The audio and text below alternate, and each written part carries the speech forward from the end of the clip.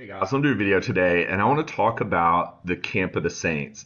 And this is going to come on the heels of Madeline at Leaving Babylon's amazing video she did last week, speaking on this topic, showing a lot of old maps and showing antique maps that showed the land of Jesus. And when she started presenting this, it took me back to my childhood where I remember a map just like this, very similar to this, on my dad's office wall. And I remember staring at it for hours at a time. I'd take it off the wall and look at it. I'd look at all the countries that were represented. I'd look at every name, every city. I would wonder, one, why is California an island? But two, why does it show in the northwest part of North America that it was parts as yet unknown? And you can see here, parts as yet unknown. And in the upper part of it, part of the northern unknown. And so I wondered why it was presented like this. And so when she started talking about this topic, suddenly all those questions that I had answers for. And as soon as she started showing her presentation, it immediately rang of truth. And so hopefully I will be able to build upon her research. We're going to look at a lot of old maps and we're going to talk about the Camp of the Saints and why these maps look like that during the 15, 16, 17 into the 1800s. Madeline showed a map like this of China, an antique map of China. You can see part of Tartary in the west, part of America in the east, and in between you can see the Anian Strait. And you can see here a picture of Jesus Christ's crucifixion. Why is that presented where it is on this antique map?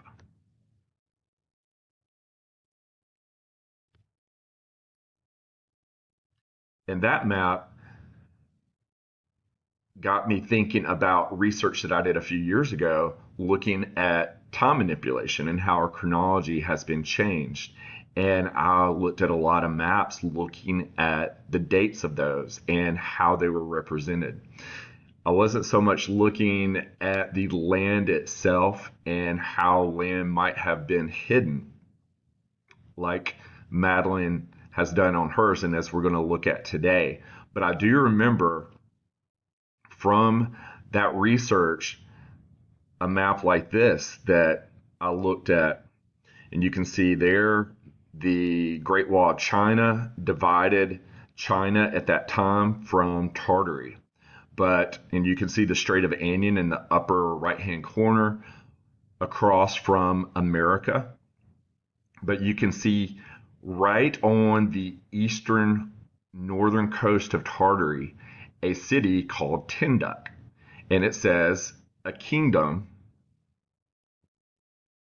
where Christians reigned in the years I-290. And you can also see Ung, which some call Gog, and right next to it to the left under Tartar you can see Magog.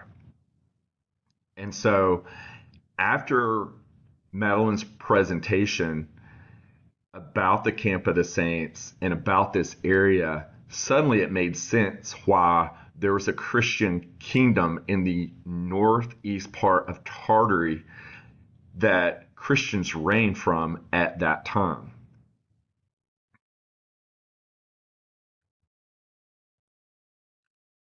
So let's begin looking at a lot of maps. And these are going to go from old to newer. This one being roughly in the late 1500s or early 1600s. And you can see here, Terra di Yeso, our land of Jesus. And you can see below it, the Sea of Jesus. You can see Japan on the bottom left and Tartary in the upper left, part of Tartary of Asia. And you can see on the other side, you can see California. You can see the border of the United States. And you can see the Strait of Anion right there. But this shows two straits, not one, with a central land mass, the land of Jesus. Between the eastern border of the land of Jesus in California is the Anion Strait. The western border of the land of Jesus from Asia is the Strait of Rees. So now we have two straits.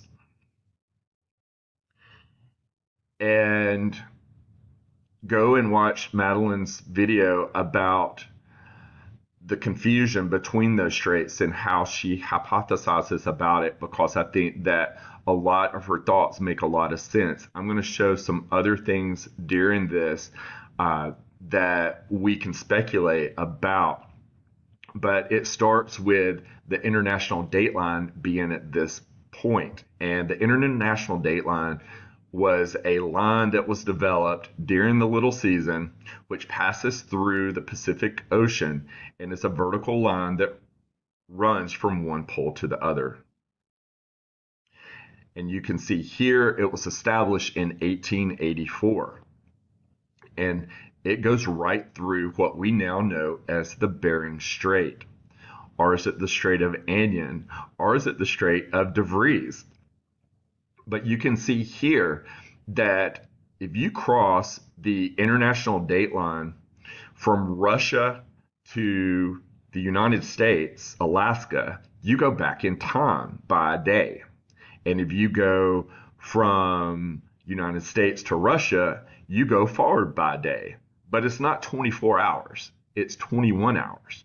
So if you went from Russia to Alaska and crossed the international dateline, if it was 1 a.m. on a Monday in Russia, it would be 4 a.m. on a Sunday in the United States. Why is it 21 hours and not 24 hours? Is there land between Russia and Alaska that they're hiding? And is it 3 time zones worth of land? You can see here, 3 time zones would be as big as most of the United States, from the Rocky Mountains to the eastern coast. And Madeline hypothesized that there could literally be 3 hours of land, 3 time zones of land in that area. And we see a lot of maps of that very thing. And let's look at this old map. For instance, you can see, I can't flip it, but if you can turn your head upside down, you can read this at the top, the land of Jesus. It's also the unknown land above it.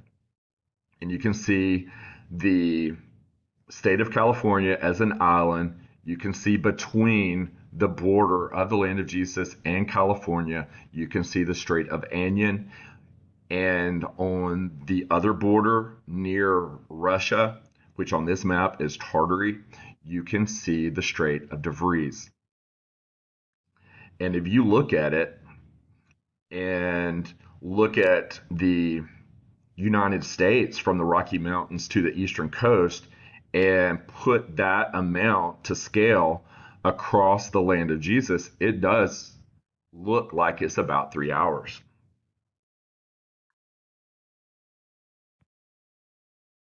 Beautiful situation. The joy of the whole earth is Mount Zion on the sides of the north, the city of the great king. And in Micah 5:7, and the remnant of Jacob shall be in the midst of many people as a dew from the Lord, as the showers upon the grass, that tarrieth not for man, nor waiteth for the sons of men.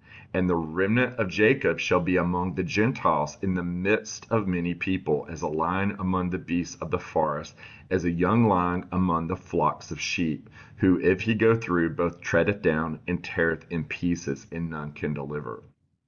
So we know that Jerusalem is in the midst of the world. And heavenly Jerusalem, I believe, is above in the North Pole, in the center of our realm. The camp of the saints possibly being below it. And Micah 5, 7, and 8 is speaking of millennial. These are millennial kingdom verses. And specifically, it shows that the land of Jacob, the remnant of Jacob, at that time would be in the midst of the nations. And that Mount Zion is situated in the north, on the sides of the north. So with that thought, let's continue looking at these old maps. And we'll look at this one. Again, these are very old maps in the 1600s. And in the upper northwest part, you can see the land of Jesus. You see it over and over with the Strait of Anian between California and the land of Jesus. And you see Tartary and the land of Jesus being separated by the Strait of Vries.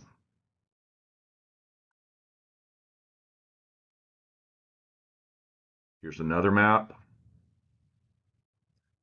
Again, showing California as an island.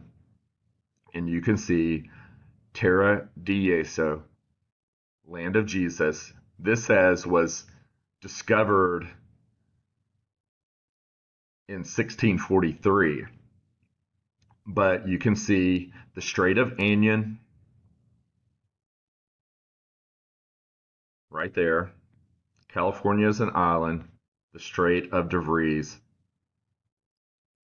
the eastern coast of Tartary. It shows it this way over and over again in antique maps of the 1600s.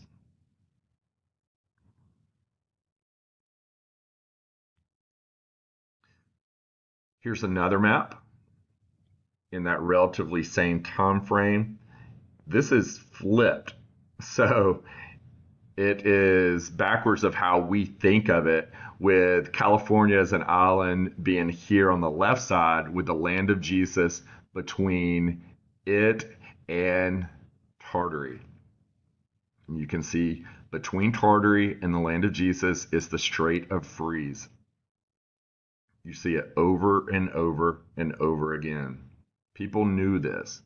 People at that time knew there was a land in the north, the land that Jesus resided over. That's where he was. That's where his camp was. That's where his congregation was. That's where saints were. And they went throughout the world spreading the gospel and building infrastructure after the cataclysmic events of the trumpet and vial judgments, which made the four quarters of the earth.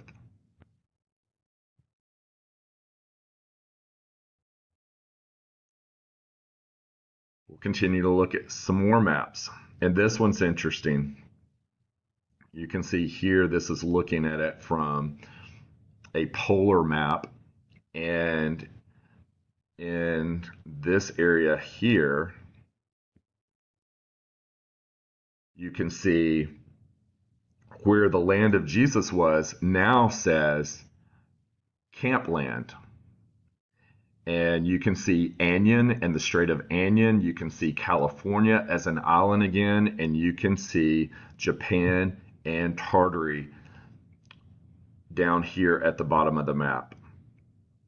But again, if you can turn your head sideways, this says camp land, or land of the camp.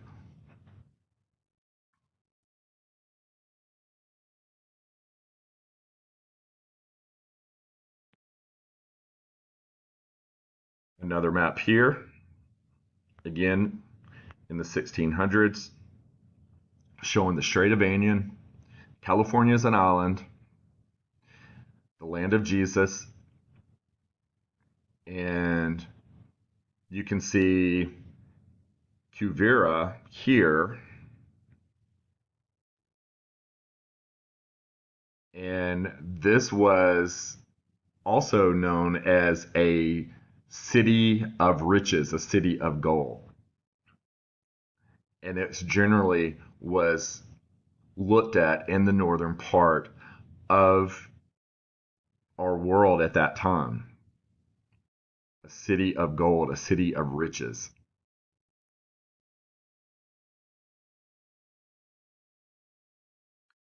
Here's another map. And there are so many of these, and they all show the same thing. The land of Jesus, the Strait of Anian, California as an island. Between California and United States proper, you see the Red Sea, which is very interesting also.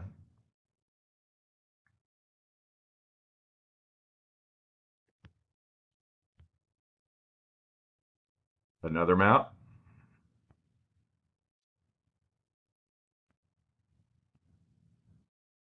Showing the same thing.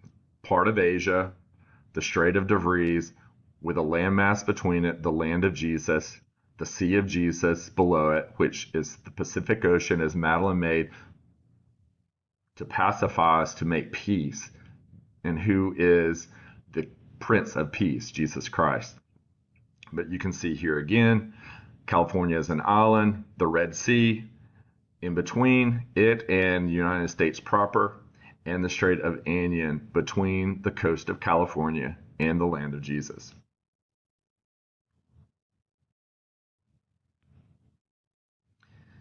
And one more from that time period.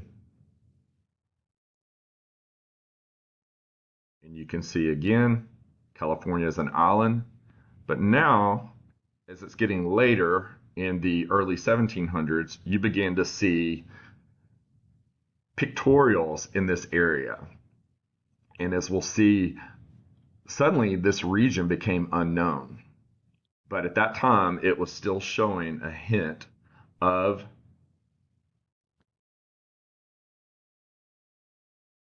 that's blurry, but it says the land of the camp, Terra di Campagni,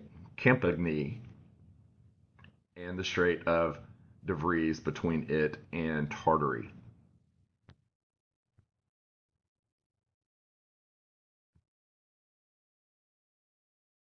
So now as we go forward, suddenly we begin seeing the maps, the antique maps later in the 1700s, and California is not an island anymore.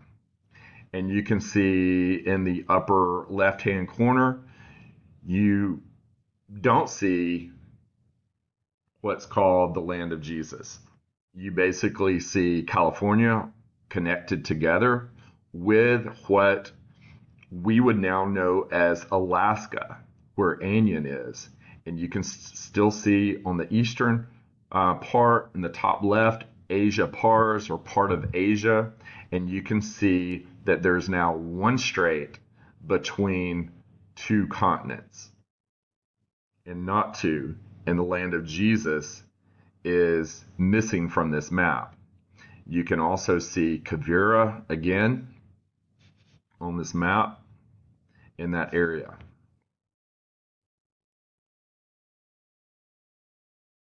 But then in other maps during that same time, you see a land of Jesus again, but it begins to be called an unrecognized or unknown region, Regio Incognita. And you can see that there is a Strait of Anian there by the island of California, and the Strait of Devries between this unknown region, which below it is still listed as the land of Jesus, and the Sea of Jesus below it, with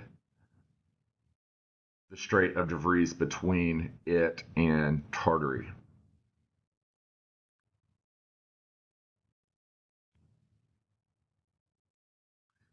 And this brings me back to my dad's map that he had on his office wall, because once you start getting into the mid and late 1700s, then the land of Jesus is wiped from the maps.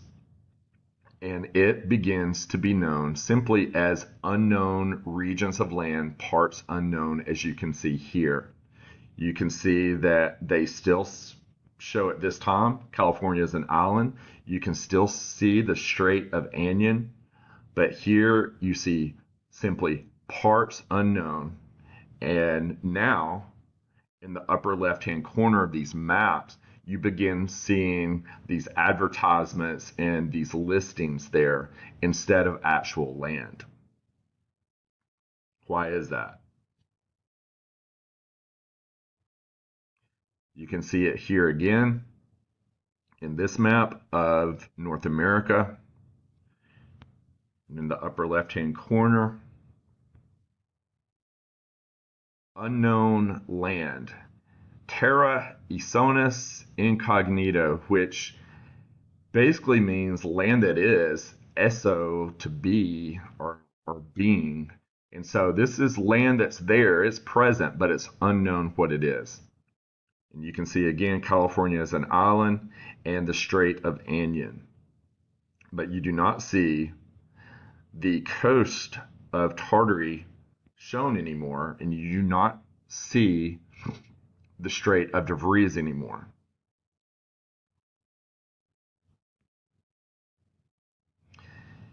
And you continue looking at these maps as we go well into the 1700s. Some still show California as an island, but you can see here in the upper left-hand corner, terra insonus incognito, land that's known, land that is there but is unknown. So suddenly this known land, this land of Jesus, is now in the late 1700s unknown.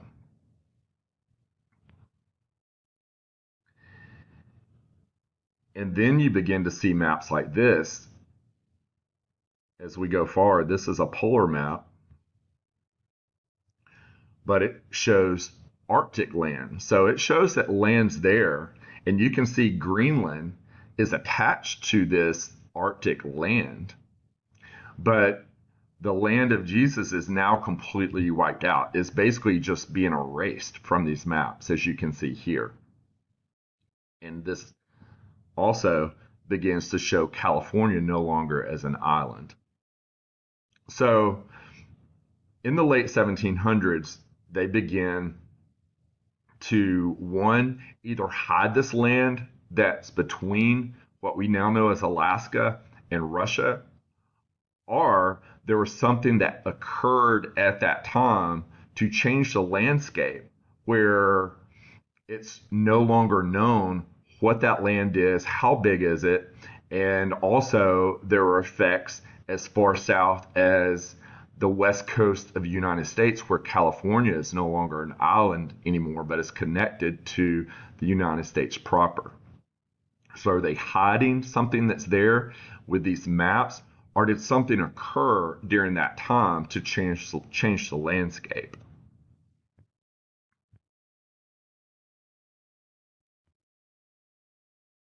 You can see here as we go forward in the late 1700s, again, California is no longer an island, and you can see that these parts are entirely unknown. So this map says where in the 1600s they knew exactly what this was. It was the land of Jesus. It was the camp of the saints.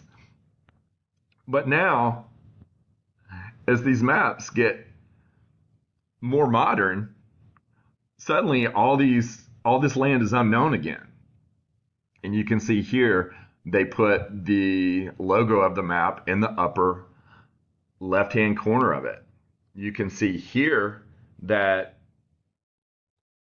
it still shows a strait, but now we're not seeing Straits of Anian anymore. We're not seeing Straits of De Vries anymore, and we're not seeing the land of Jesus anymore. And then we go further, and then we begin to see maps that look like this. And this is a peninsula, basically, where Alaska is. And you can see here that it is attached to land in the North Pole, you can see Greenland is attached to where Alaska is through this land in the Arctic.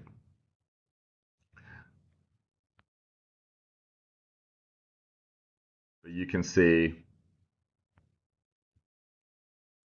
again, part of Asia there and North America here, what now looks like a peninsula. So where the land of Jesus was is now there's one strait. It's more peninsula-like, and that land is unknown as to what's there, basically. And here it is again on this map on the left, showing this land is now a peninsula. It says Presque d'Isle of North America. So it is a peninsula, like almost to the point that it's an island, but it's connected by a small land bridge to North America, to what we know as North America today, with one strait in between it and Tartary. So something happened, something changed during the late 1700s, in my opinion, for the land of Jesus to suddenly, instead of having two straits, now has one strait, that what everybody knew as the land of Jesus at one point in time is now unknown land.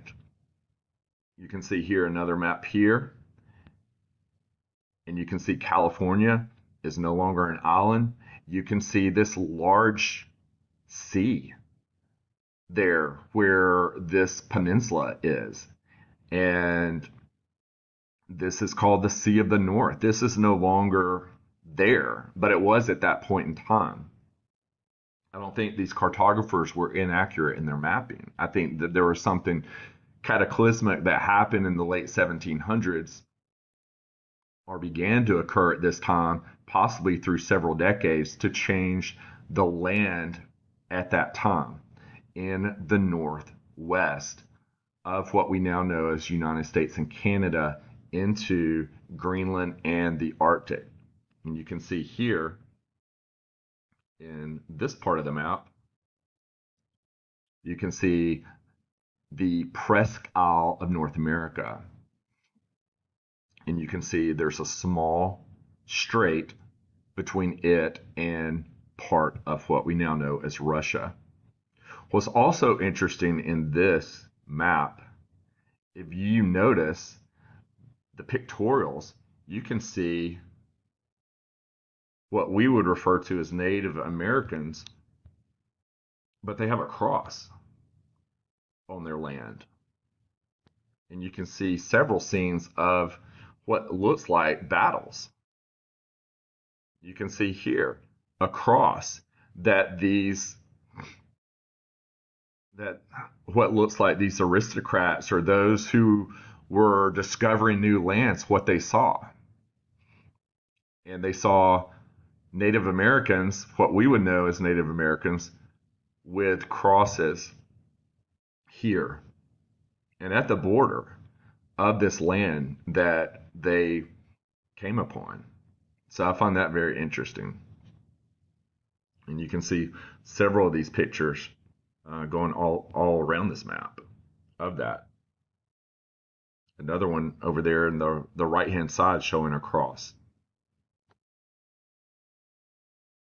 And again, you see, just to show one more example, Presque d'Isle of North America.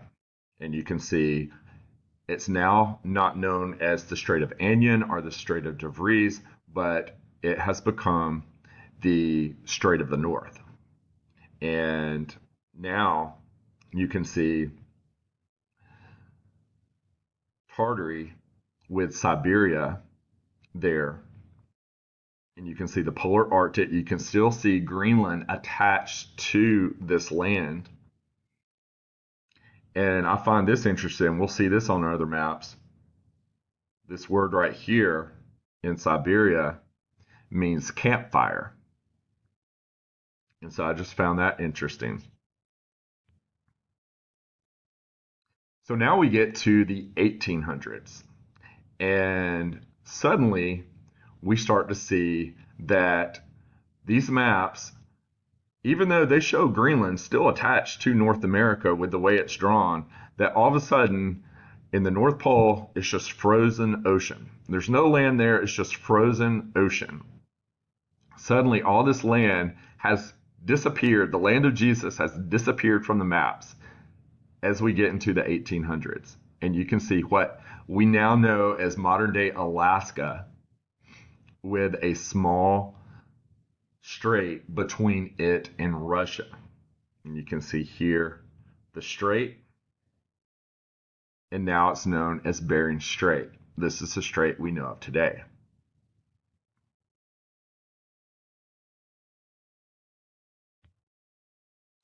And again, just to show a couple other maps, we're in the 1800s now, and suddenly it's just frozen ocean, Arctic ice in the North Pole, uninhabitable land, and what we see today on our maps with Alaska now being directly across from Russia.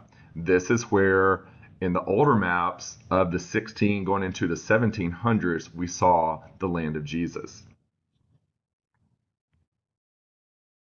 And again, just to show another map showing Greenland connected to land, but then it has ocean too. So it's this very kind of arbitrary way of describing this.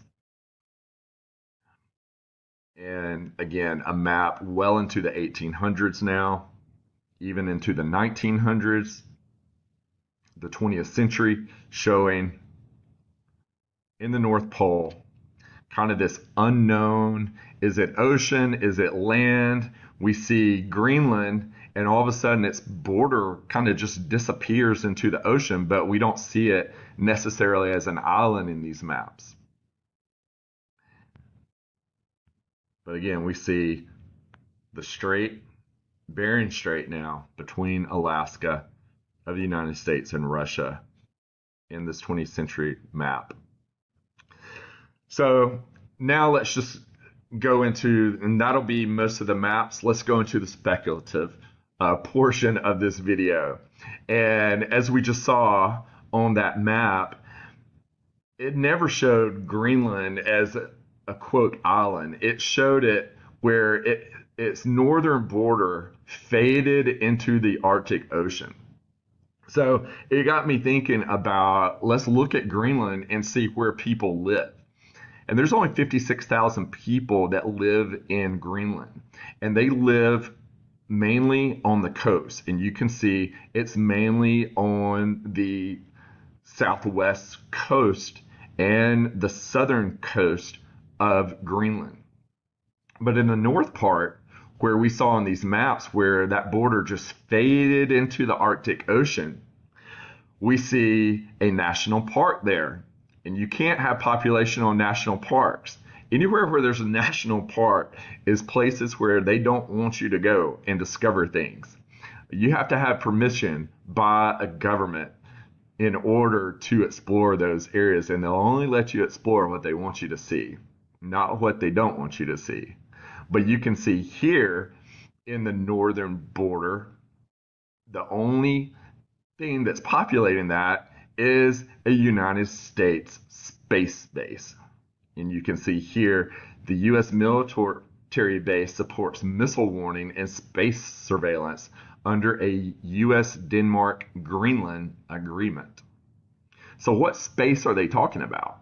Are they talking about outer space as they falsely describe today in our world in this little season? Or is it space, the land space of the Arctic region?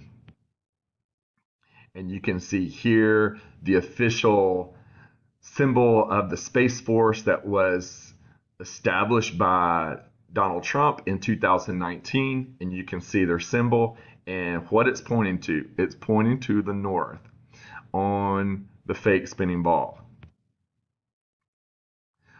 And just like NASA, which was created in 1958 and 11 years later, they faked a moon landing. It was established for a reason, for a purpose. I think the same will be said of the Space Force. They didn't start a new branch of the Air Force, of the military, in order not to use it for something. And so this area of the Northwest, this Northwest Passage, if you will, was sold by Russia to the United States in 1867, I believe, but in the 19th century for $7.2 million. It was called Seward's Folly because it was described as just wasteland, but we know otherwise now that it has an incredible amount of resources there. But why did the Russian Empire sell this large, vast amount of land to the United States? Well, I think it was to set up an area where few people could go. And that began the Cold War right after World War II of the 20th century between these two. They don't call it the Cold War for nothing. This is talking about land of the North. And the dew line being established over 3 years right after World War II in the 1950s. During this Cold War era, this was an excuse basically for the United States to build what's called the dew line, and it's a radar system to warn us of things. It's called distant early warning. That's what dew line means, of anything that was coming into the Canadian and United States space basically. And you can see here that this borders on the upper part of Russia. Is that land above it, or is it ocean? And there's Greenland. It's a part of the dew line, as well as Canada. So basically, this was built in the mid 20th century to surveil the Arctic region. They tell us one thing, but I believe it's for another purpose. The dew line story. It's their story. And again, as we went back, there's a lot of deception of the North. I don't think it's coincidence that Christmas, that really came to what we know it today fairly recently in the 1800s, in the late 1800s actually, during the little season of deception, that Santa Claus and his elves live at the North Pole. They want to, the land that's there, they want to make it where it becomes mythical in everybody's head. And this leads me to Admiral Byrd. We know Admiral Byrd, he did polar expeditions. He's most known for his Antarctic expeditions. And I think he was part of Operation High Jump, for instance. But he was also, in the 1920s, part of a North Pole expedition. And Admiral Byrd was also a Freemason, and we talked about that a lot during this season of deception. But this shows the San Francisco Chronicle in May of 1926. Byrd circles North Pole in a plane, 1,620 miles on a nonstop dash.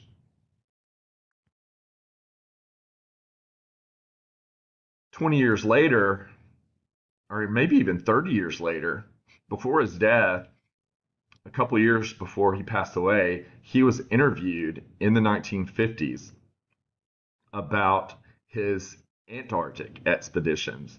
And he referred to what was called Little America at that time, referencing Antarctica during this 1950s interview that was broadcast on TV.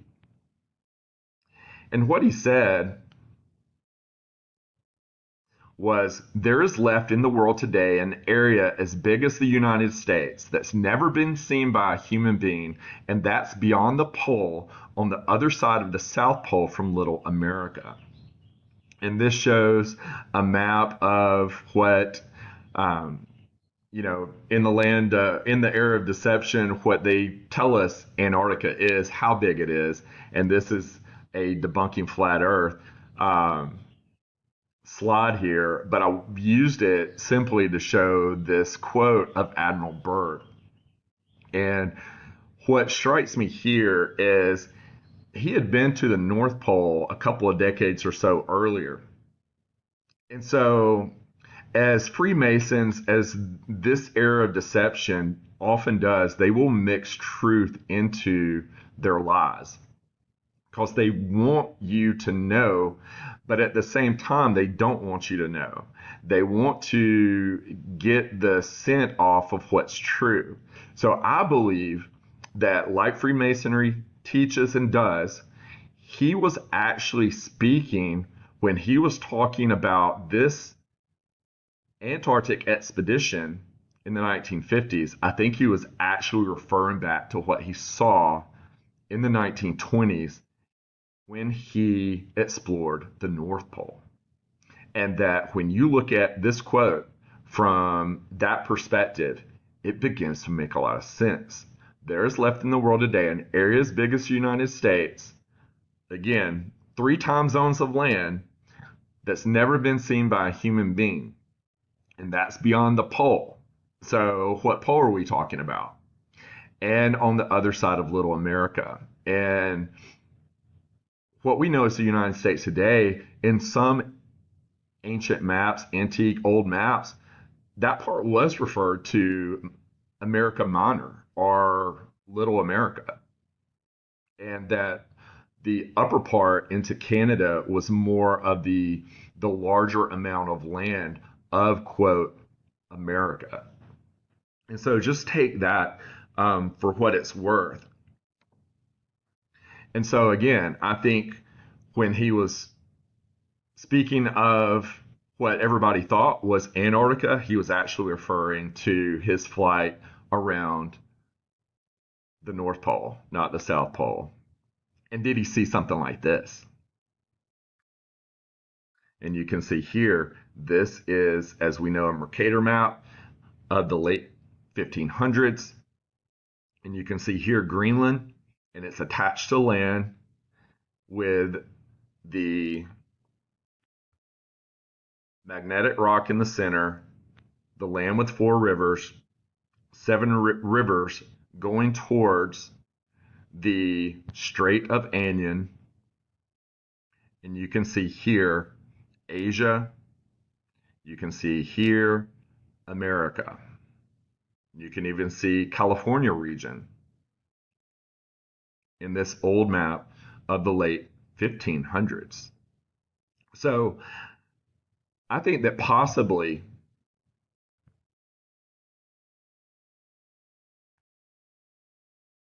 this is what the North Pole, if you will, the center of our realm, looked like during the Millennial Kingdom. And as it got closer to the end of the Millennial Kingdom and the beginning of the little season, there were changes within this landscape where this land actually did come out into what we know now as a 3-hour time period between Alaska and Russia. But that afterwards, I think that once the little season began in the late early 1800s, that land receded or was changed in a way, possibly from the loosing of Satan from the bottomless pit. And we could speculate about where that may be. Was it in China? Is that why the Great Wall was built there? Is that why Tartary is called Tartary for those who protected around Tartarus even? We can speculate about that. But have we come full circle now, full Arctic circle, no pun intended, on the land of Jesus, and now it is back to its early millennial kingdom borders right now, and that this is what they're hiding, this is what they are beginning to surround. And again, like Freemasonry does, Admiral Byrd, he wants to tell you the truth, but he can't. That's why they put the shushes over their mouth and all that. They know that they're in the little season. They know the millennial kingdoms in our past. Admiral Byrd, I'm sure, probably saw things that he could not tell people. So he tried to tell people in a way where he wouldn't get in trouble. And you can see here, he died shortly after that interview. And you can see his gravestone here. And, you know, it reminds me of Werner von Braun, who was part of NASA and was involved with Walt Disney and rocket making. He was part of the deception that established NASA, and as we know it as space now. But at his death, he put Psalm 19:1 on his gravestone. He made sure that that was there.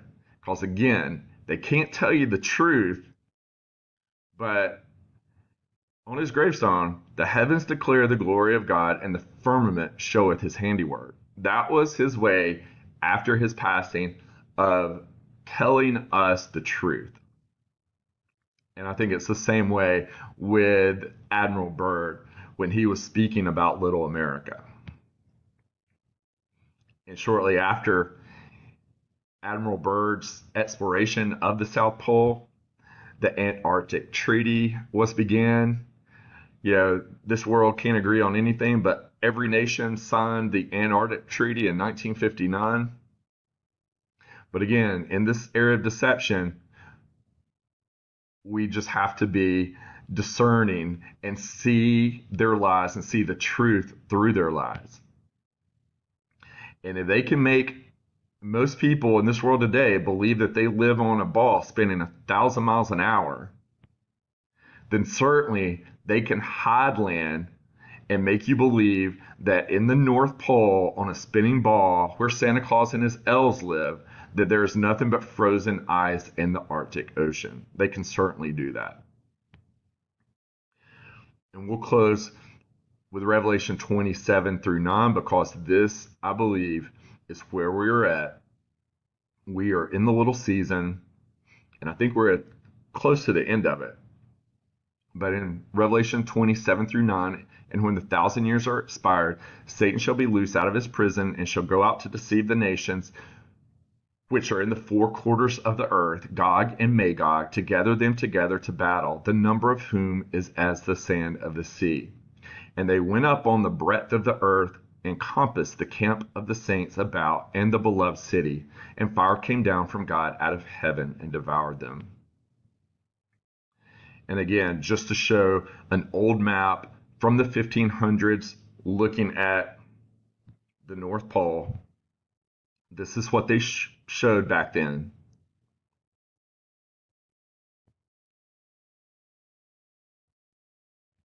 And again, another map that are different from the Mercator map, but showing the same thing. And you can see here again what I believe the world actually looked like. This is where Jerusalem was and probably still is, if not above it, in heavenly Jerusalem. But this is where I think the saints reigned from, and I think they went out throughout the world, spreading the gospel, building infrastructure, all the cathedrals that we see all the way around the world. You can see how from this location they got to Europe with all the European old world architecture, into Russia, Tartary, and all the old world architecture there, as well as the Americas.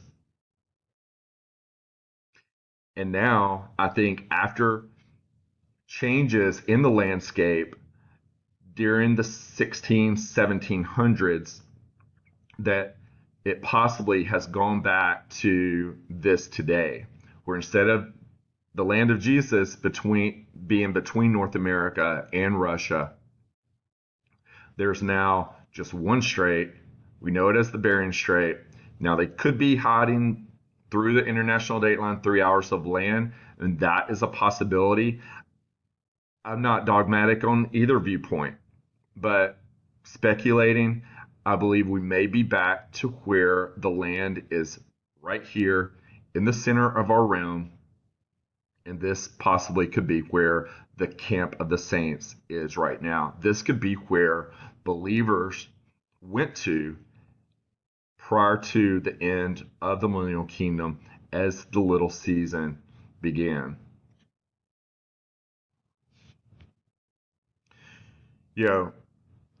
There's many researchers that show that the world's population of almost 8 billion people today could fit into the state of Texas. So we certainly know that a landmass bigger than America on the other side of Little America, as at the pole, on the other side of the pole, as Admiral Byrd stated, that it could be home to a large number of people. And so as the millennial kingdom came to an end, did the word begin to go out, and they knew where they were in the timeline, that they needed to go to where the land of Jesus was. And again, Madeline used this in her video, this verse, enter ye at the strait gate, for wide is the gate and broad is the way that leadeth to destruction, and many there be which go in thereat, because strait is the gate and narrow is the way which leadeth unto life, and few there be that find it. Now this, from a spiritual standpoint, from a standpoint of eternal life, is obviously speaking of Jesus Christ. He is the way, the truth, and the life. He states, no man cometh to the Father but by me. Eternal life is only found through Jesus Christ, and faith and trust in him, through the promise of God of eternal life through Christ. That's what we've put our faith in, for the precious free gift of eternal life. But during the end of the millennial kingdom, when the word of God was being spread, were the saints also using this verse from a more fleshly standpoint? Strait is the gate, and to hit the straits before they closed, to go to the land of Jesus. And again, that is just pure speculation, but it does give an answer to the question, where did the saints go? Where did all the believers go? But you can see in pictures of the early 1800s, there's a lot of deserted cities. And that goes back to mud flood research. But there is evidence of a cataclysmic event in the late 18th century into the early 19th century.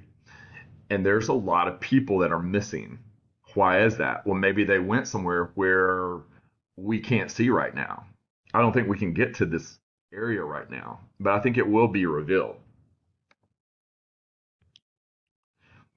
I think that's why we saw so many Arctic expeditions to the North Pole during the 19th and early 20th century. You saw dozens and dozens of Arctic expeditions. I think they were looking for where the land of Jesus is. I think they were looking at where the camp of the saints were. Where did all the people go? Where did all the believers in Christ go? I think on the other side of the millennial kingdom into the little season, I think those that were living outside the camp were looking for the camp. And we see so many explorers during this time looking for the Arctic Grail, the quest for the Northwest Passage. And this shows it from 1818 to 1909. So right there, where I think right where Satan's little season probably began, between 1776 and 1816. Right after that, that's when Arctic expeditions began. And now we see a lot of interest in the Arctic. But again, now we see it more from a military aspect, As Russia and China step up Arctic presence, Greenland grows in importance for the United States. I bet it does. I bet that's, we know our Space Force is there, right? And there's no coincidence that the world powers, the three main world powers now, are the United States, Russia or Tartary, and China. We see this in all old maps. They are surrounding the camp. Those are the main three world powers that would have access to the Arctic. And I think that prior to the battle of Gog and Magog that we see in Revelation 20, I think that in order for that battle to begin, that they have to see what they're fighting against. And I think that the next big event will be the revealing of the heavenly city, the beloved city, and the camp. And we see here a picture of the heavenly city. And I think that's why the Northern Lights, we see them where they are. I think this is the throne of God, or actually maybe the foundation of New Jerusalem that we read about with the precious stones of the foundation. I think this may be manifesting as the Aurora Borealis. And I think that may be where the camp of the saints is. And so I'll close it there. And this has gone on for an hour, but I hope that this built upon Madeline's research. I'll link her video to this, watch them back to back, and I think we can gain a lot of perspective on this topic, and we'll do another video soon. God bless.